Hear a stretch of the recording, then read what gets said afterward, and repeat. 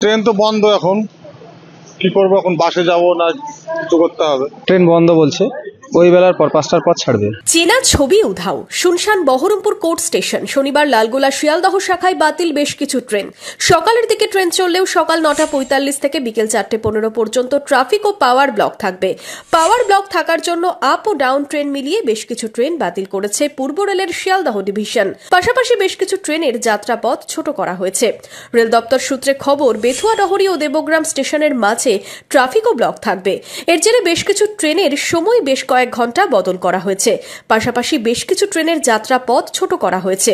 রানাঘাট বা কলকাতা থেকে আসা ট্রেন মুরাগাছা পর্যন্ত আসবে, আবার রানাঘাট ও কলকাতাগামী ট্রেন ওই স্টেশন থেকেই ছাড়বে।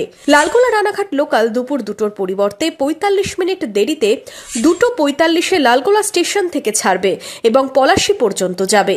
তবে সেই যাত্রাপথে দেরিও হতে পারে বলে রেল দপ্তর সূত্রে খবর। তবে ট্রেন বন্ধ থাকায় সমস্যায় পড়েছেন নিত্যযাত্রীরা। কোথায় যাবো বলে এসেছিলেন? লালগোলা। কি হলো, কি বলছে? ট্রেন বন্ধ বলছে, ওই বেলার পর 5টার পর ছাড়বে। এখন কি করবেন?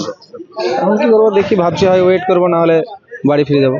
এতে তো অসুবিধা আপনার। হ্যাঁ, একটু অসুবিধাই তো। তো ট্রেন তো বন্ধ এখন, কি করবো এখন? বাসে যাবো না কিছু করতে হবে?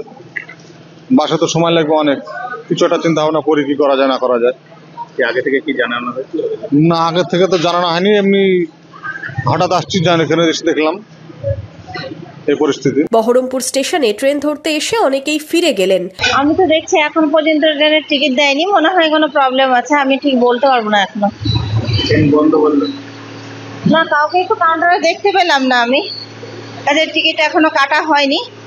দেখি 5-10 মিনিট দাঁড়াবো, নইলে অন্য কোনো রাস্তা নেব। ট্রেন বন্ধ থাকায় হয়রানির শিকার হচ্ছেন অনেকেই।